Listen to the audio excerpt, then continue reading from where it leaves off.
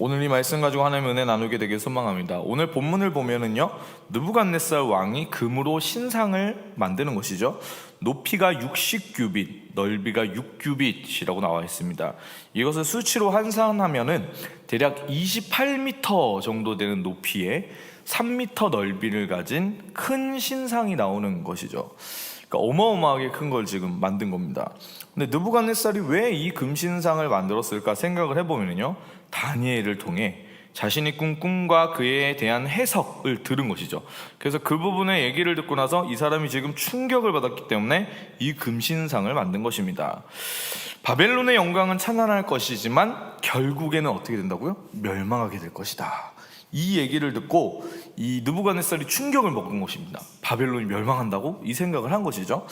근데 여러분, 이것은 하나님의 뜻이기 때문에 막을 수가 없는 것인데, 이 가운데 느부갓네살은 자신의 왕국이 영원할 수 있는 방법을 찾으려고 한 겁니다.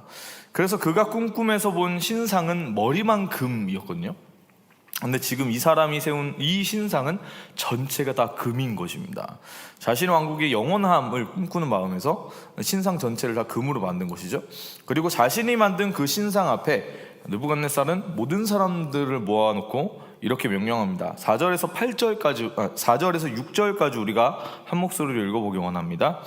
그때 전령이 큰 소리로 외쳐 말했습니다. 민족들과 나라들과 각각 다른 언어로 말하는 모든 사람들아, 너희에게 명령한다. 뿔나팔과 피리와 하프와 비파와 양금과 관악기의 음악 소리를 들으면 너희는 느부갓네살 왕께서 세우신 이 금신상에 절하라. 누구든지 엎드려 절하지 않는 사람은 당장 활활 타는 불구덩이 속에 던져 넣으리라. 자, 이 당시 바벨론이 점령하고 있는 나라들이 굉장히 많았기 때문에 그 나라들에 있는 모든 사람들을 다 지금 이렇게 불러 모은 겁니다. 그래서 4절에 보면 민족들과 나라들과 각각 다른 언어로 말하는 모든 사람들아, 이렇게 이야기를 하고 있는 것이죠.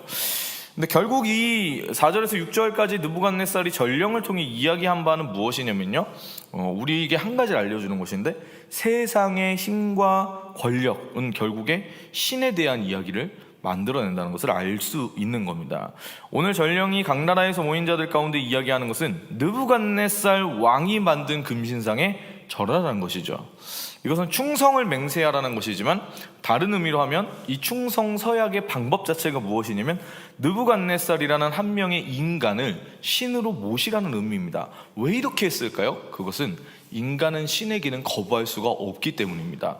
그래서 고대의 지배자들은 다 약간 어떤 행동을 취하냐면 자기가 신이다, 나는 신적 존재다 라는 것을 어필하려고 했던 겁니다. 오늘 전령이 외친 것처럼 여러분, 세상도 우리 가운데 이어 비슷한 이야기, 신에 대한 이야기를 들려줍니다. 그것은 결국 한 가지의 이야기로 결론이 나는데요, 무엇이냐면 너도 느부갓네살처럼 해라, 이렇게 얘기를 들려준 겁니다. 느부갓네살처럼 해라. 다른 말로 하자면 이런 결론을 계속해서 내려고 하는 거예요. 세상이 우리 가운데 당신이 신이다, 네가 신이야. 신이 다른 데 있는 것이 아니야, 너 안에 신이 있어, 그러니까 너는 신이야, 이 얘기를 하고 싶은 겁니다. 당신이 곧 신이라는 걸 깨달으라는 얘기를 계속해서 하는 것이죠. 그리고 결국 당신이 신이니까 당신 마음대로 살아라, 이 얘기를 지금 세상이 들려주는 겁니다. 혹은 세상은 이 지금 너가 신이다라는 그 말을 돌려서 뭐라고 얘기하냐면 이렇게 얘기하는 거예요. 신에게 도전해라, 신에게 도전해라. 오늘 느부갓네살이 하나님의 그 메시지를 들었음에도 불구하고 이 금신상을 세워가지고 누구에게 도전하고 있는 거냐면 하나님의 그 권위에 도전하고 있는 것이죠. 그래서 세상이 딱 요 메시지를 우리 가운데 들려주는 겁니다. 결국 자신을 신이라고 여겨야 한다는 게 세상의 문화와 권력이 추구하는 바이죠. 그거를 대놓고 야 너가 신이야 이렇게 얘기하는 것이 있고, 돌려가지고 이렇게 얘기하는 것이 있는 겁니다. 여러분, 그 세상이 우리 가운데에 여러 가지 이야기를 들려주고 있는 미디어가 그냥 딱 틀어보면 목사님 그런 내용이 아예 없어요, 무슨 신이라고 얘기하고 있지 않은데요? 막 이렇게 얘기하고 있지만, 잘 보십시오 여러분. TV 틀어가지고 이 맛집 투어하고 아니면 음식 요리하는 거를 보여주면서 얘기하는 바가 뭡니까? 당신이 지금 요리할 시간이 없으니까 TV에서 대신 그것을 만족할 수 있는 요리 프로그램을 보여주고 있습니다, 이 얘기를 하고 있는 거예요. 왜 그렇게 해요? 당신은 신이어서 이 맛있는 요리를 먹을 만한 자격이 있는 사람이라는 걸 꼭 깨달으십시오. 이 얘기를 하고 있는 겁니다. 여러분, TV 프로그램이 그렇게 만만한 게 아닙니다. 우리가 아침 막장 드라마를 보면서 매일 욕을 합니다. 아니 어떻게 드라마, 이거 진짜 드라마다 막 이렇게 얘기를 하죠. 그런데 그 드라마, 막장 드라마에 막 이렇게 볼 때마다 항상 욕하는 게 뭐냐면은, 와, 저 진 잘 사는 집이 더하네 막 이러면서 막 뭐라고 하잖아요. 잘 사는 집 사람들이 늘 나오니까 역시 돈이 있으면은 저렇게 되나 봐 그러면서 막 욕을 하면서 보시지만, 결국 그 막장 드라마에 하나도 빠짐없이 꼭 등장하는 집이 어떤 집인지 아십니까? 100평 넘는 집 꼭 등장합니다. 그거 보면서 욕을 하지만 어떤 생각을 하게 되는 거예요? 나도 저런 집 한번 살아보고 싶은데. 여러분, 세상에 있는 미디어가 우리 가운데 주는 메시지가 그렇다는 거예요. 그러니까 이거를 속으면 안 되는데 우리는 그걸 보면서 아무 생각 없이 보니까 그 세상이 얘기하는 메시지에 우리가 현혹된다는 것입니다. 여러분, 느부갓네살은 오늘 자신이 신이라는 그 거짓말로 스스로를 포장하는 것이죠. 세상의 특징은 그래서 스스로를 포장하는 특징이 있습니다. 그렇기 때문에 어떠냐면 굉장히 시끄럽습니다. 뿔나팔과 피리와 하프와 비파와 양금과 관악기의 음악 소리로 포장하는 것이죠. 거대하고 어마어마한 소리, 그리고 거대한 어떤 행사, 시끄럽고 정신이 없는 그 상황을 만들어서 얘기하는 겁니다. 그리고 그 가운데에 엎드리고 절하지 않는 자들 가운데 뭐라고 얘기하냐면 협박하는 거예요. 불구덩이 속에 던져 넣을 거다. 협박하는 겁니다. 확실한 것이 하나 있는데요, 그 어떤 무엇으로 포장하더라도 느부갓네살은 신이 될 수 없다는 것이죠. 세상이 우리에게 말하는 것, 신이 되라 말하는 것을 둘러서 보면은요, 우리 마음대로 살라는 것이 됩니다. 우리 마음대로 살아라. 당신 인생의 주인은, 아주 점잖게 얘기하는 거예요. 당신 인생의 주인은 당신입니다. 주변 사람들의 눈치를 볼 필요가 없어요. 조금만 비겁해지면 인생 사는 게 편해지잖아요. 이렇게 얘기하는 거예요. 그러니까 당신 스스로 행복하게 남의 눈치 보지 말고 살아나가라. 그럴 자격이 있다. 이렇게 얘기하는 거예요. 그래서 이게 막 들려질 때 보면은 굉장히 달콤합니다. 때때로 웅장하거나 아니면 휴머니즘으로 가득해 보일 때가 있는 거예요. 이게 여러분 보시면 우리 시대에 우리가 이렇게 살아갈 때 사람들은요, 너무나 많은 상처를 받고 살아온 거예요. 우리 부모님 세대도 그렇고 저희 세대도 그렇고 밑에 있는 친구들도 비슷할 거예요. 인간 세상이란 게 특징이 그렇습니다. 누구나 다 상처를 가지고 있죠. 그래서 미디어가 뭐라고 얘기하냐면 상처를 돌봐줘야 된다고 얘기하는 거예요. 우리는 여러분 이 시대 가운데 너무나 눈물이 메말라 버린 상태로 살아요. 그 너무 척박하니까. 그래서 눈물샘을 자극하는 감동을 세상이 주겠다고 말을 하는 거예요. 막 그런 걸로 현혹을 하는 거예요. 괜찮아 보이고 이게 굉장히 뭔가 따뜻해 보이고, 와 그래 이거지 뭐 이런 느낌을 막 받게 만들어주지만, 결국에 이게 속으로 얘기해주는 메시지는 뭐냐면 이기적으로 살라고 얘기하는 거예요. 당신이 이 세상 가운데 있는 유일한 신이다, 이 얘기를 하는 겁니다. 그러니까 당신의 그 마음을 생각하고 돌보고 챙기라고 얘기를 하는 것이죠. 다른 사람들도 돌봐줘야 됩니다 라고 얘기하지만, 결국에 우리가 그 모든 미디어들이나 세상이 얘기하는 것들을 듣고 난 이후에 남는 건 뭐냐면, 아 그래 나 이렇게 상처받았어, 나 이렇게 살면 안 되지, 이런 것만 남는 겁니다. 여러분, 잘 보면 이게 어떻게 챙겨야 됩니까? 라고 물었을 때 세상이 얘기하는 건 세 가지를 얘기하는 겁니다. 그러면 이제 내가 존귀한 존재다, 뭐 그것까지 동의를 했어요. 그러면 어떻게 그럼 나라는 그 존귀한 사람을 챙겨줘야 되죠? 라고 물었을 때 세상은 세 가지 얘기하는데, 돈을 주라고 하는 거예요. 돈이 있으면 그렇게 살 수 있다 얘기하는 거예요. 돈이 있으면 당신이 가진 그 존엄함을 회복할 수 있다 이렇게 얘기하는 겁니다. 권력을 지면 그게 가능하다라고 얘기하고, 명예를 잡으라고 이야기를 하는 겁니다. 근데 여러분, 그래서 그 세상이 얘기하는 내가 나답게 내가 신인 것 마냥 그 신이라는 나를 회복하기 위해서 살아가기 위한 그 세 가지 방법 따라가다 보면은 어느 순간 어떻게 되냐면요, 분명 나 자신이 신적 존재라 말하는 음성을 따라가다가 어느 순간에 돈이 내 삶 가운데 신처럼 여겨지는 겁니다. 여러분, 권력을 신이라 여기게 되는 거고요, 명예를 신같이 떠받들게 되는 거예요. 그런 삶을 사는 자신의 모습을 어느 순간 발견하게 되는 겁니다. 제가 지난번 설교 때도 말씀드렸지만 난리였죠. 그 해민 풀소유 하신 어느 분 이분이 처음부터 그거를 그렇게 살고 싶지는 않았을 거 아니에요. 근데 어느 순간 보니까 자기의 본말이 전도되는 거예요. 그게 남일 같으십니까? 그리스도인들도 똑같은 거예요. 여러분, 오늘 여러분 교회 안에 있는 우리들 자신에게도, 우리 그리스도인들에게도 그 소리가 들려집니다. 여러분, 예수님을 믿으면서도 우리는 세상 속을 살잖아요. 그렇기 때문에 세상이 가진 가치를 따라 살아갈 수가 있는 거예요. 그리스도인은 예수님께서 말씀하시는 그 가치를 따라서 살아야 되는 거잖아요. 그게 더 고결하고 더 한 단계 높은 삶이 요구되어지는 것인데, 근데 그것을 붙잡고 사는 게 아니라 세상이 얘기하는, 세상을 살아가는 사람들이 똑같이 얘기하는 그거를 우리 입술로 똑같이 얘기하고 그걸 따라가고 그걸 꿈꾸면서 살아갈 수가 있는 거예요. 그러니까 예수님의 가치가 내 마음 가운데 있는 게 아니라 세상의 가치가 내 마음속으로 온통 점령하고 살아갈 수가 있는 거죠. 여러분, 그러면은 예수님이 원하시는 삶을 살아갈 수가 있을까요? 없을까요? 없겠죠. 마음속에 그 예수님이 안 계시니까. 그럼 어떤 삶을 살게 됩니까? 내가 원하는 삶, 세상이 이야기하는 삶, 뭐 그것도 무섭죠. 근데 이게 정확하게 딱 분별을 해보면 내가 원하는 삶을 살게 된다는 거예요. 예수님의 십자가를 품는 게 아니라 우리 마음속에 있는 그 넓은 벌판, 평야 가운데 뭘 짓게 되냐면 내 이름으로 만든 신상 만들려고 살아가게 되는 겁니다. 여러분, 오늘 느부갓네살 왕을 보십시오. 이 사람이 우리가 앞에 이렇게 새벽 예배 때마다 이렇게 보다가 이름 이렇게 어제까지도 계속 이렇게 들은 사람 이름이잖아요. 느부갓네살. 근데 이 사람 지금 과거에 어제까지 어떤 일이 있었냐면 하나님의 능력이 임해서 자신의 꿈에 대한 그 해몽을 들은 거잖아요. 하나님의 능력이 임한 거예요. 이게 아무한테도 자기 꿈의 내용을 알려주지 않았는데 하나님의 지혜를 받은 다니엘이 자기 꿈을 딱 맞춰버리는 거잖아요. 그리고 그 꿈에 대한 해석을 딱 정확하게 하는 거잖아요. 근데 지금 여러분 보십시오. 지금 이 느부갓네살 왕은 하나님의 그 신적 능력을 접했음에도 불구하고 하나님을 경외하지 않는 거예요. 여러분, 교회 안에 이것이 다르지 않습니다. 마찬가지예요. 교회를 다니지만 혹은 하나님께서 우리의 삶 가운데 어떤 능력으로 붙잡아 주심을 경험도 했지만 그럼에도 불구하고 하나님을 모를 수가 있는 겁니다. 경험했는데 하나님은 모를 수 있는 거예요. 하나님이 주신 기적만 내가 경험하고 그 뒤에 그 역사하신 하나님은 모르고 살 수가 있는 거예요. 그러면 우리가 교회 안에 있지만 똑같이 돈과 권력을 추구하면서 세상 가운데 세상 사람과 똑같은 상황에서 살아갈 수가 있는 겁니다.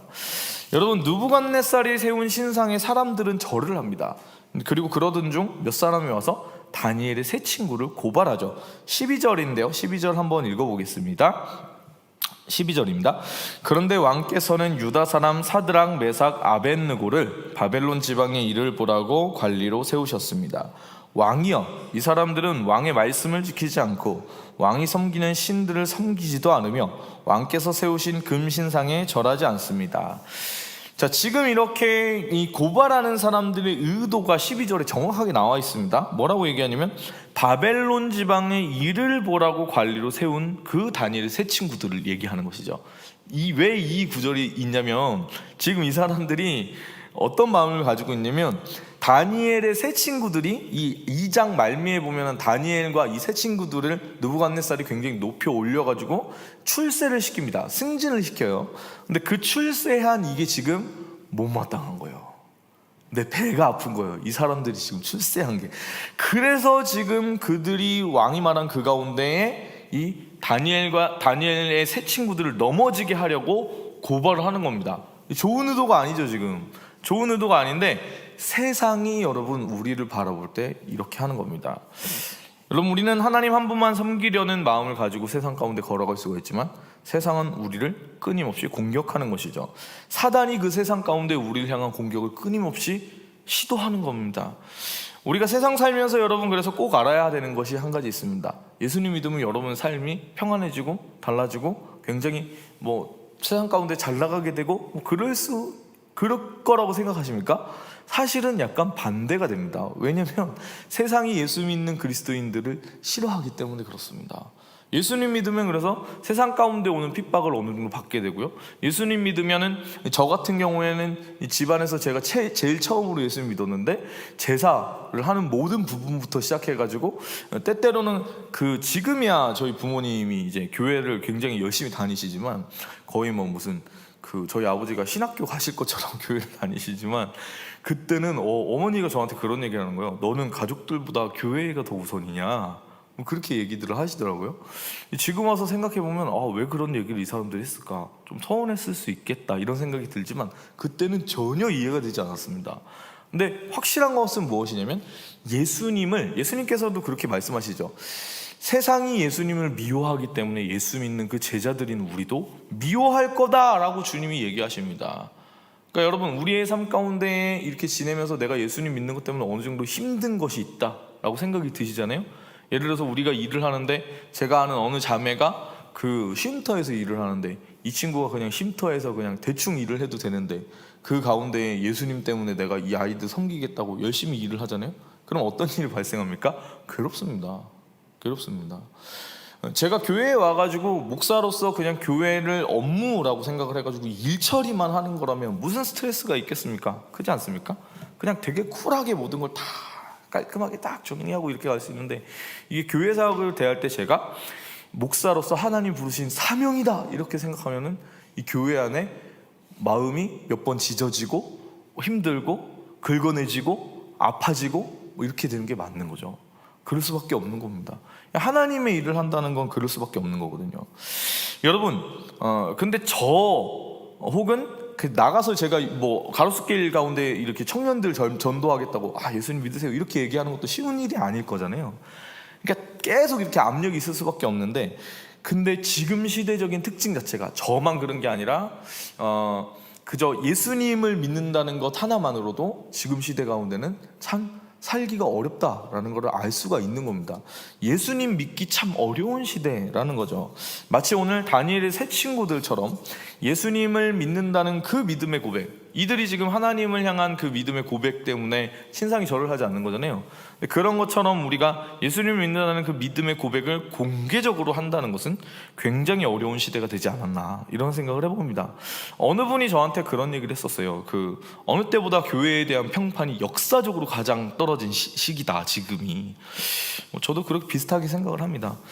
제가 한 몇 년 전에 청소년 사역자 시절이었을 때 중등부 고등부 아이들과 만나서 이야기를 해봤거든요. 근데 이 친구들이 뭐라고 얘기하냐면, 고민을 얘기하는데 우리 아이들 참 너무 귀여워요. 뭐라고 얘기하냐면, 전도사님 식기도를 당당하게 못하겠어요. 어떻게 하면 식기도를 당당하게 할 수 있어요? 그래서 제가 식기도를 하나 알려줬습니다. 이렇게 기도해. 예수님 이름으로 잘 먹겠습니다. 아멘. 짧잖아, 괜찮지 않냐? 그랬더니 그거 말고요 막 이러는 거예요.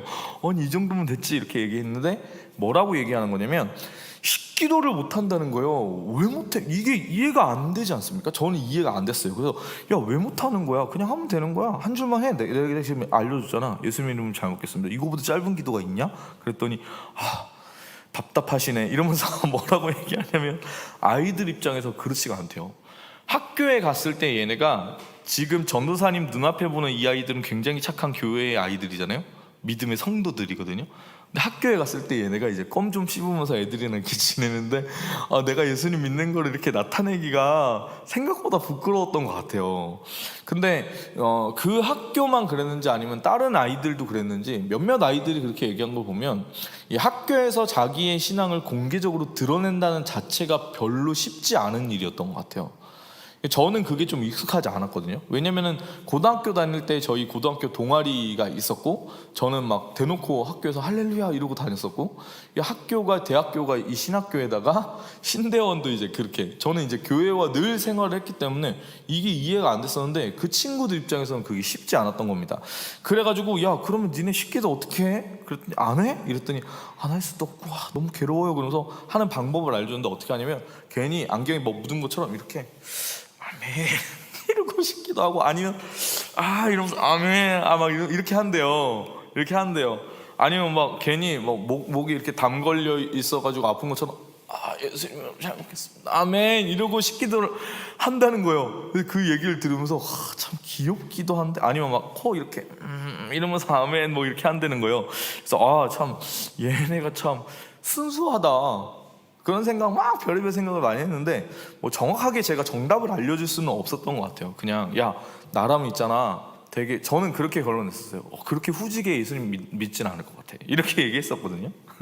어차피 믿는 거 그냥 당당하게 대놓고 믿어, 그게 훨씬 멋있지 않아? 그랬더니 그게 멋있죠 막 이러면서 갑자기 식기도를 했다 이런 간증들을 저한테 하기 시작하더라고요. 그게 어떻게 했어? 그랬더니 좀 길게 하면 좋은데 둘 중에 하나로 나뉘어요. 하나는 뭐냐면 진짜 예수님 이름으로 잘 먹겠습니다, 아멘. 이거를 거의 속사포 예수님 이름으로 아멘 이렇게 하는 친구가 있었고, 다른 애는 목사님 제가 생각해보니까 그것도 후진 것 같아요. 그래서 어떻게 기도했어? 이렇게 얘기했더니 만왕의 왕이시며 만복의 복을 가지시라 막 이러면서 기도를 했다는 거예요. 그래서 야, 너 장로님 아니냐? 막 그랬더니 그런가? 막 이렇게 이 친구들은 순수해요. 그래서 재미난 건 뭐냐면 이게 좀 잘못된 거다, 예수님 믿는 거를 정확하게 나타내는 게 맞는 거다를 알려줬더니 그렇게 하더라는 거예요. 문제는 누가 문제예요? 어른들이 문제예요. 이게 잘 믿는 것처럼 늘 이렇게 있으시지만 세상 가운데 나가서 우리가 오히려 숨는 것이죠. 아이들은 정확한 걸 알려줬을 때 그대로 나가거든요. 우리는 그렇게 안 되는 거예요. 제가 지금 여러분 단순한 식기도 하나 가지고 이야기하는 게 아닙니다. 우리 아이들이 지금 그들의 믿음을 고백하는 것 자체를 어려워하고 있었다라는 거거든요. 여러분, 일제시대의 우리나라는 아주 특별한 상황 가운데 있었습니다. 이때 우리나라의 교회는요, 신사참배를 강요당했죠. 다니엘의 세 친구들이 지금 겪고 있는 이 상황과 굉장히 비슷한 상황이었습니다. 그런데 그 가운데에 참 많은 사람들이 절을 했거든요. 저는요, 그 부분에 있어서 양심이 너무나 중요한 부분이라고 생각합니다. 저는 시대적 상황이 있기 때문에 신사참배에 대해 주어진 이 상황은 사실은 어쩔 수 없는 상황이라고 생각하고 싶습니다. 절을 할 수밖에 없죠. 안 하면 죽는데.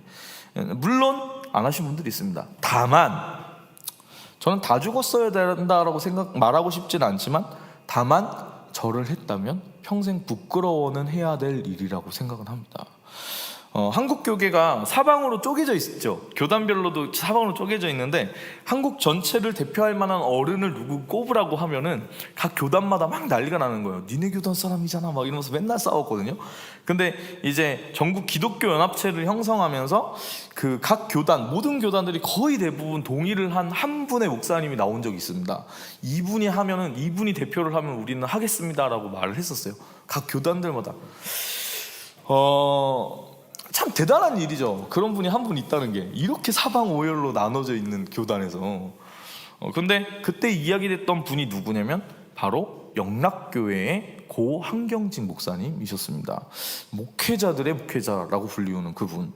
근데 그분이 그 얘기를 들으시더니 그 자리에서 대표직을 거절하셨습니다. 나는 할 수 없다라고.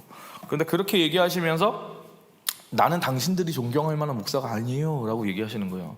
근데 그 근거가 뭐였냐면은 이분이 일제시대에 나는 신사참배를 했습니다, 그 얘기를 하시는 거예요. 그 장구한 시간이 지나서 일제시대에 자신이 어쩔 수 없는 상황이었잖아요. 그렇게 한 부분에 있어서 목사님이 그 양심 가운데 계속해서 그게 걸려 있었던 거예요. 저는 그런데 그게 맞다라고 생각합니다. 여러분, 어쩌면 목숨을 버리는 일은 너무나 큰 일처럼 여겨지기 때문에 우리가 이 시대를 살아가면서 막 그런 생각할 수 있잖아요. 북한군이 내려와서 머리에 총구를 겨누고 얘기하는 거예요. 너 예수님 믿네? 이렇게 물어보는 거예요. 믿네 안 믿네? 이러면서 나는 어떻게 대답할까? 저도 사실 잘 모르겠어요. 그 상황 돼봐야 알죠. 근데 막 그렇게 별스럽게 다가올 수가 있는데, 신상에 절한다는 걸 우리 삶 가운데 가져오면 예수님 믿냐? 목숨 걸고 믿냐? 그거가 아닐 수도 있다는 생각이 들어요. 우상 숭배, 우상에게 절하는 것, 그것이 우리 삶 가운데에도 동일하게 있다는 것이죠. 여러분, 우리가 하나님보다 돈을 우선시 여길 수 있고 하나님보다 사람을 우선시 여길 수가 있는 겁니다. 그럼 그게 절하는 거예요. 내가 신상 세우는 거예요. 혹은 내가 하나님 자리에서 내 인생의 주인이 나인 것 마냥 살 수가 있는 것이죠. 여러분, 오늘 아주 간단한 적용을 하나 알려드립니다. 오늘 우리 시대에는 예수님을 위해 여러분의 목숨을 초계처럼 버린 것까지는 하지 않아도 됩니다. 다만 있잖아요, 그거보다 약간 더 어려울 수도 있고 쉬울 수도 있는 적용이 하나 있는데, 예수님을 위해 오늘 여러분이 누군가를 품어주는 그것이 오늘 여러분이 다니엘의 세 친구들처럼 믿음을 표현하는 일이 될 수 있다는 겁니다. 다만 여러분, 그 예수님 때문에 예수님의 생명의 복음을 전하는 것이 여러분 다니엘의 그 세 친구들이 했던 것과 비슷한, 아예 똑같지는 않지만 믿음의 고백이 될 수 있다는 거고요. 다만 여러분, 예수님 때문에 여태까지 내 뜻대로 살아오다가, 내 고집대로 살아오다가 하나님 뜻 따라서 한 번이라도 내 뜻을 꺾고 오늘 하루 살아갈 수 있다면, 여러분 하나님 기뻐하실 만한 그런 삶을 우리가 살게 되는 것이죠. 목숨을 버리는 것보다는 이게 쉽지 않을까요? 오늘 하루 하나님과 동행함으로 나아가는 저와 여러분이 되는 그 복된 한 날 살아가게 되기를 축복합니다.